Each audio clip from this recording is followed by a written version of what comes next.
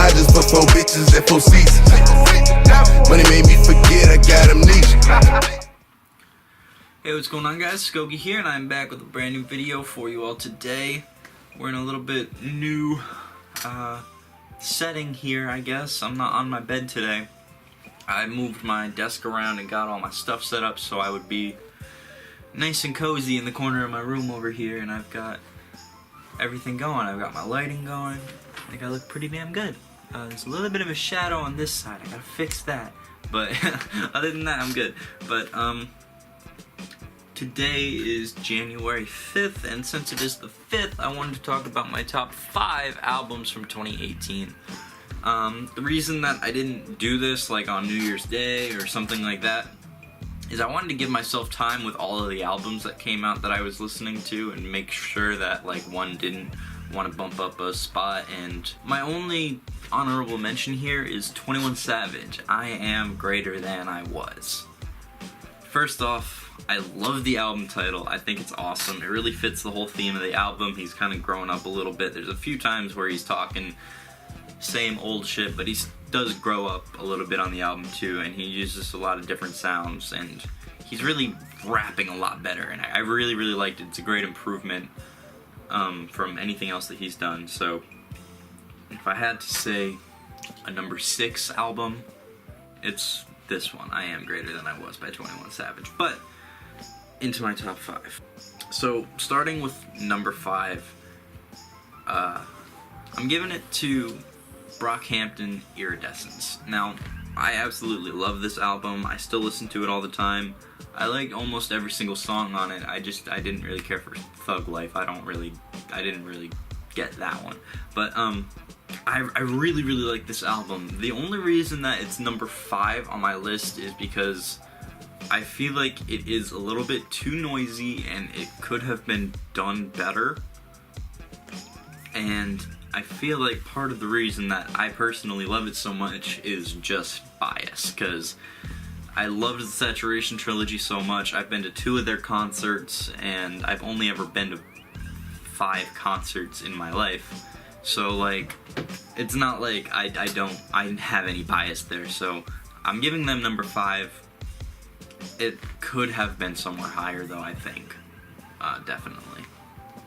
Number 4, I'm giving to KOD by J. Cole. He really, really snaps on this album. He has a lot of crazy good verses. His lyricism is on top as ever. The intro is a nice, like, it's a good thought. It's good poetry almost, even if you're not listening to the album. Like, sometimes it comes up in my shuffle, and I just let it rock because I like listening to it. 1985 is fire too. He's kind of rapping towards the younger generation, and it's nice to hear him do that and really talk to him like that, especially since after that drop he went and did all of those features this year, and all of his features were so crazy too this year. He really did great and showed everybody who was boss. He has some deeper moments on Kevin's Heart, Brackets, Once an Addict. Like, I mean, really the whole thing is kind of a deeper album, but I really, really liked it. The only reason that it's number 4 and not any higher on my list is because he produced the whole thing himself, and while that is impressive and I really like that a rapper is able to do that, I feel like J. Cole raps better when he has to adapt to the beat and figure out what's happening. When he makes all of his own beats, I feel like he kind of makes them around the songs in his head, and it's really good for making this like story album type thing, and it works in that. But just for songs and rapping and flows, it could be a little bit better. So that's why I'm putting it at number 4. Number 3, I'm giving to The Carter 5 by Lil Wayne. Wayne, back on his shit on this album. He's rapping his ass off, as he always does. I love that about Wayne. He's got some of the best punchlines, some of the best breath control of any rapper out there. And that's part of the, like, I love learning raps and learning punchlines and catching all of the entendres and stuff. I love listening to that kind of rap, so Lil Wayne is perfect for me. He's 3 on this list and not higher, again, just because some of the songs on the album definitely sounded a little dated, and that comes with, like, being delayed from the whole label issues and everything, and I understand and I feel for him, but it also doesn't change the fact for me that it did make the album suffer a little bit. Not only that, the album was a little long. I feel like there are a few songs that he probably didn't need another verse on there, or there were a few songs that I think could have been cut completely. Like, I don't know, I felt like Demon was mostly filler. I felt like Dope New Gospel was mostly filler. There are a lot of really, really great songs on this that really fill out my playlist though, and that's why I love it so much and have it at number 3. Despite its shortcomings, it's still awesome. Its high points are super, super high. When I first listened to the album, I heard the lighter flick and XXX come on, and I literally, like, almost started crying. It was beautiful to me. Like, I loved that so much. Then he goes right into Dedicate and then Uproar, which are probably 2 of the hardest songs on the whole album. Then he lets Travis Scott ride for 2 minutes, and when the album first came out, I didn't really love that, but now that I've spent more time with it, I accept it a little bit more. But that Travis Scott record was definitely, it definitely had to grow on me. Number 2, I've got Daytona by Pusha T. This album was an experience. Like, it comes in, he's rapping hard, he's got punchlines, he's got infectious flows, like, everything sounds amazing, and the old school samples that Kanye West produced, obviously he's still a legendary producer despite all of the shit that's been going on. He's still a legendary producer, and like every second of that album sounded amazing. Kanye's feature was probably my favorite Kanye verse in a long time, and Ross's feature was one of my favorite Ross verses in a long time. They both went crazy. I love how Pusha T raps. I wish more people would rap like that, but not many people do it that well, so it's hard to really do that. Again, this album does have one shortcoming that puts it on number 2 on my list. It's just a little bit too short for me. It's 7 songs long, and I love all 7 songs. They're perfect in almost every way. The problem is this album came out this year, and I'm already starving for more music from him.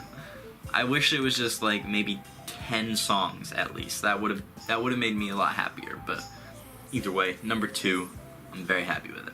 And finally, number 1, I've been wanting to talk about this album for so long, but I haven't really gotten a chance too much just because I had already heard it, and I didn't want to do an album review until I put this out, but I think I'm going to do a full regular review of this album and go really in depth. But Jid DiCaprio 2, number 1, my favorite album of the year.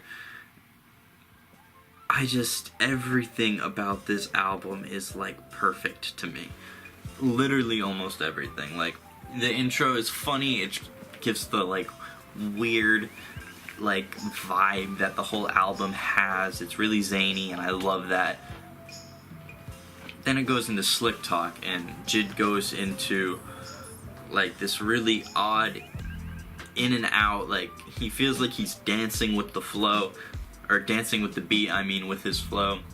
Like, pissed off, I done took my 5th loss this week. Like, that whole section is crazy, and he starts rapping faster towards the end of the track, and I love it. Westbrook comes on, and A$AP Ferg does the hook.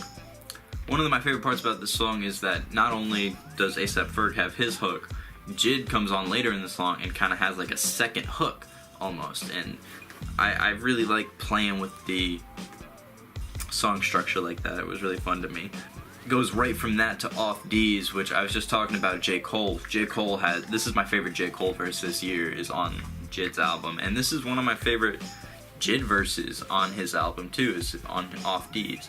The hook honestly had to grow on me a little bit. It was a little kind of like annoying for my first like 3 or 4 listens, but once it grew on me, I was in. I loved it so much. 151 Rum was one of the singles on the album. I heard that like right when it came out, pretty much, because I was already looking out for Jid. And that beat is so fucking hard. That is my favorite instrumental of 2018, period. He knows it's hard. He lets it rock for like a minute at the beginning of the song. It's great. actually when I'm in the car, like actually pretty much whenever I'm listening to music, I usually like freestyle at the beginning of that verse. Like right when the song comes on, I just go and then I cut my verse off when he starts rapping, and it works because he lets it rock for so long I can get a whole 16, 24 bars in or something. Then on Off to Zoinkies, he has like this really jazzy beat that just, it always makes me want to dance. I'm always dancing when the song comes on. And he again displays breath control, which he's been doing on the whole album. On 151 Rum, he doesn't really breathe much and gets through all of it. On Off D's, he doesn't really breathe much. This song is no different. I think he takes like 3 or 4 breaths the whole time. And like the way it's set up, it's not all that hard to get through, but he wrote it so perfectly that the breaths are in perfect spots. Like I was able to get through it, like reading the lyrics off of Genius. And my breath control isn't great, but it's okay. Then from there, he takes a little bit of a turn on the album and goes into a more like chill vibe. He does Working Out, which he sings a little bit on. He's talking about girl stuff. I really like the song. I like listening to it with my girl. She likes those songs more than his rappy rap stuff. I understand that. But I really like it too because he does have some bars on them. And then it's Tired featuring Black and LMA. Black snaps on this song. He's really catches the exact vibe Jid was going for. I love how Jid starts his verse. He's like, you're really trying to act we at the movies, trying to make a scene at the movies. Like, that, so good. I love that bar so much, but the whole thing is great. He tells a story, paints a really good picture. It goes from that to Strawberries featuring BJ the Chicago Kid, who's singing on the song, and probably one of my favorite performances by the Chicago Kid too. Like, I don't know, I just really liked his like boyish delivery, I guess, on it. It was really good. It gets stuck in my head all the time. I feel the need to listen to this song all the time. Again, Jid comes out with crazy bars. The my girl booty soft and it's shaped like a strawberry, pussy bald with a tat like Stephon Marbury. Like, that line blew my mind for like 10 minutes. I couldn't even get it. Then it goes to Hotbox with Method Man and Joey Badass. The song sounds super New York. I'm biased. I love the New York sound. I love to hear Jid rap like that. It's different. Good change of pace. And Method Man, it's always fun to hear him rap well. And like, same with Joey Badass. Joey Badass is just such a good like, he has such a good ear. I don't know how he does it, but everything he writes just sounds great to me. And then from there, Mounted Up is probably the most out of place song on the album. I kind of wish that he had put Mounted Up after Frequency Change. I think it would have helped the sequencing of the album a little bit better, but either way, super zany. He has a super fast part in this song that I can't do at all, but I love it. I love listening to it. Then Just the Other Day. Just the Other Day is probably one of my other favorite songs on this. The hook on it, just, I don't know, it's really odd and dark, but at the same time it's like kind of happy and you kind of want to dance to it, but you're almost like, oh, I probably shouldn't be dancing to this, but it's great. I love it. And then Despacito 2 is kind of like slick talk again. It's all over the place, but it's just a bunch of great rapping, and it's fun to listen to when you're a fan of that. So, Jid, by far, album of the year. I love it so much. Please go check it out. And then there's the Hasta Luego bonus track, which is, again, more bars, but I didn't really put that into the thing, because it doesn't really feel like it's part of the album. It does feel like a bonus track. Anyway, that's going to be it for the video. Thank you guys so much for watching. I'll see you in the next one. Farewell.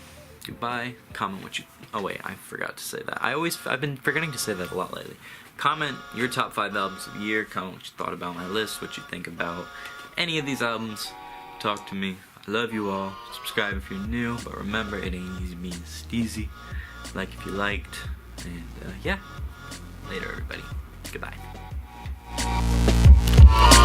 Back from the bar though, bumping Mac DeMarco. When the bar closed, the bar stools got barcodes. Quoting Fargo, shows in Park Slope. Withdrawal dough from Wells Fargo, Spark Dro. Key Largo, got no embargo. Puff a Cuban cigar, eating escargot. It's on the forks, you don't